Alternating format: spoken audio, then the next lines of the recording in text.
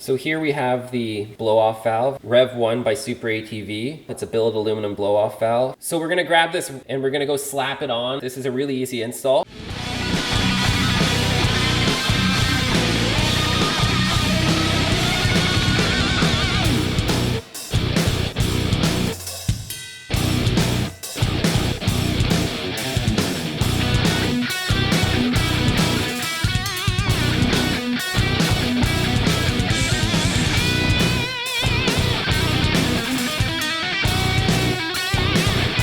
It's a billet aluminum blow-off valve for the RZR turbo application. It's a really nice billet unit, all aluminum, much better than the stock plastic valve, much more reliable, able to handle a bit more modification, stuff like that. When we got this out of the box, we noticed that it's not all tightened up. So what you're gonna wanna do before you install it is tighten this up, threads on, make sure that's nice and tight. And then we also noticed the top was a little loose, so you gotta tighten that up. There we go. It comes with 2 hose clamps, and all you need is a pair of side cutters and like a screwdriver or something to get this on there. It's just a matter of getting to it. So now we're gonna take our side cutters. We're gonna move some of this stuff out of the way and get these guys under there. And we're gonna cut off the old clamp.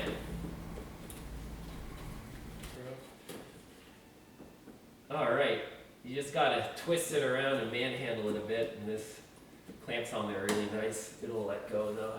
There we go. So that one's off. We've got another clamp up here. That looks like more of a CV boot style clamp. So I'm just gonna pull off this lower clamp here and get it out of the way. You don't need this, it's garbage. So the bottom should slide off now. And seeing a little bit of engine oil or something there isn't anything to worry about. So I'm going to move that recirculation tube out of the way. And now I'm going to see if I can get that other one. I think the other one will be easier to attack from the top. So we're going to drop the RZR down. If you're doing this from the ground, then you'll just walk around back and try to access it from the top engine cover. All right, from the top, we have nice and easy access to the diverter valve. Right there is the clamp we want to cut. So we'll get our side cutters in there.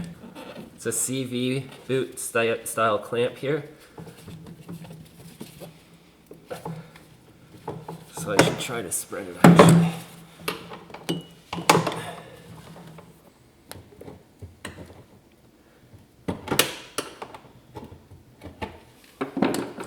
So you want to pry open the clamp. And then once you can grab it with some side cutters, you can probably pry it open nicely. There we go. It's just a little tough to get to, and you don't want to reef on it too much or damage anything around it. You're dealing with plastic components here.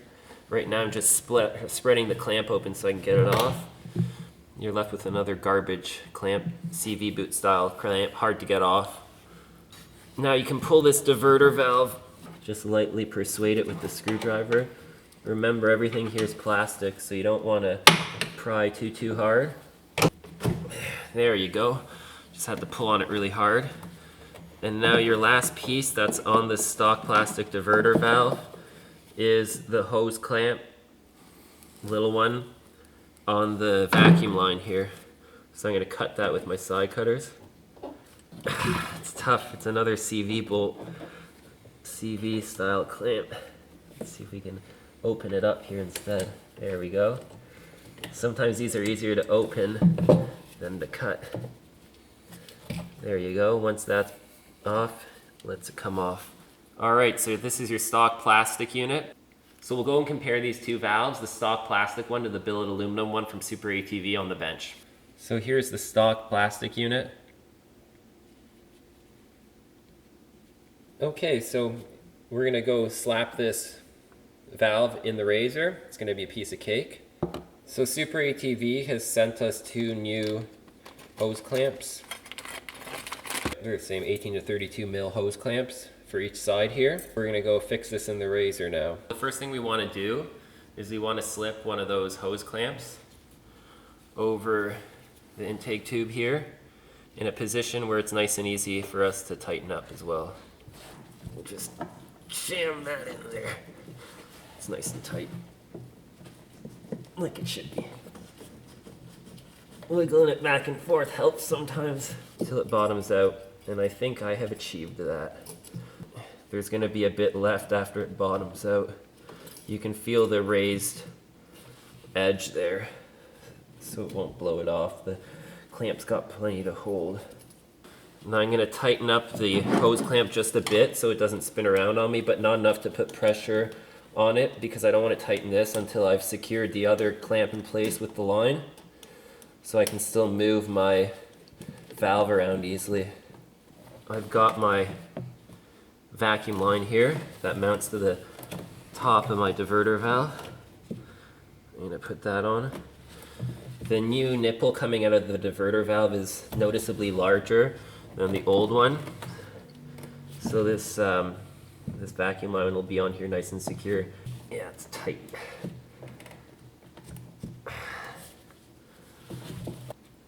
Make sure you get it on there as good as you can. This isn't hard to do, it's just in a weird spot. You want to pull enough slack out of all these lines here where it's not kinking this line. You don't want that line kinked. So I'll spin my valve towards that a bit, like that on the side. And that lets that vacuum line run better this way, I think, without kinking.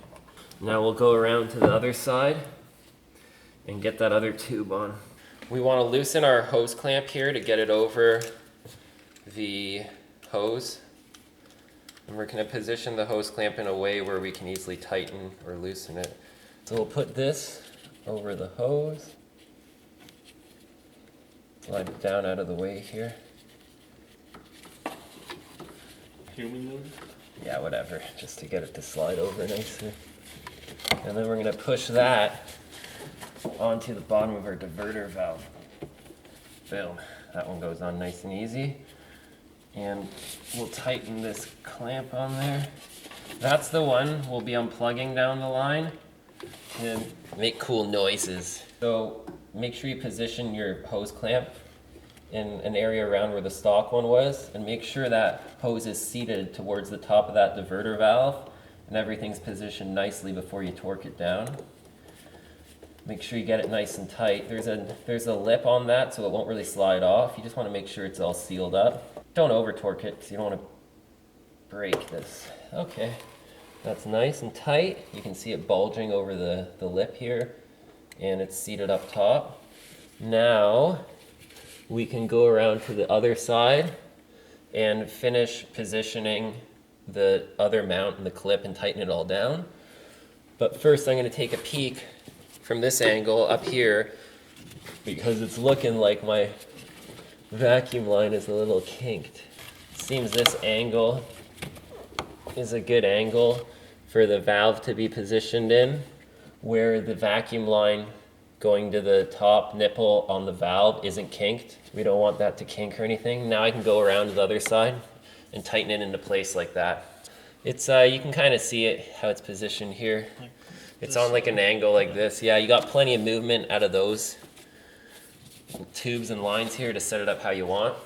You got to remember, in an off-road scenario, you want to make sure none of that stuff's rubbing up against piping or tubing. That aluminum will eventually rub its way through that rubber, or harder metal can rub its way through that aluminum or the rubber. So just something to keep in mind. So I'm using my Polaris OEM step stool here.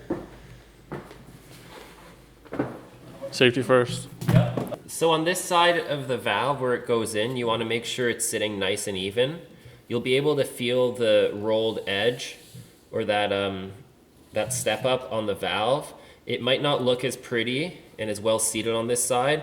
I haven't been able to seat it all the way down. You don't need to though, there's plenty of space here to clamp onto. And just make sure that when you crimp down this clamp, you crimp it kind of close to that rolled edge, that flare, or whatever you call it. Okay, it's pretty much bottomed out there. I like to run my fingers across it 360 Make sure everything's seated up. It feels good. Just checking the vacuum line going into the top of it with my fingers, making sure it's not kinked or anything. Feels fine. So I'm pretty satisfied with that placement. So installing that blow-off valve or diverter valve, whatever you want to call it, from SuperATV was a snap. It fits really well. All we had to do was remove the two main big clamps off the lines going into the stock valve and the vacuum line off the top. Then we put pulled the old valve out, threw the new valve in its place, and just did the reverse order with the supplied new clamps from SuperATV. We just bolted it in its place, put the vacuum line back on. We didn't even need a clamp for the vacuum line. It fits real tight on there, and it looks good. So we can't wait to try it out now. So if you're wondering if this is a job you can do on your own, this is easily like a 1 out of 5 on the skill level. It's pretty easy to do. Anyone can handle this. You don't need any special tools, just a screwdriver and a pair of side cutter pliers. And that's all you need. If you enjoyed the video, then make sure you hit that thumbs up button. Make sure you subscribe to both our YouTube channels, Adrenaline Junkie Projects and AdrenalineJunkieProd. And also, follow us on Instagram and like us on Facebook. If you're interested in a valve like this, you can find one by going to superatv.com, or in Canada, checking out royaldistributing.com. Thanks for watching. See you in the next video.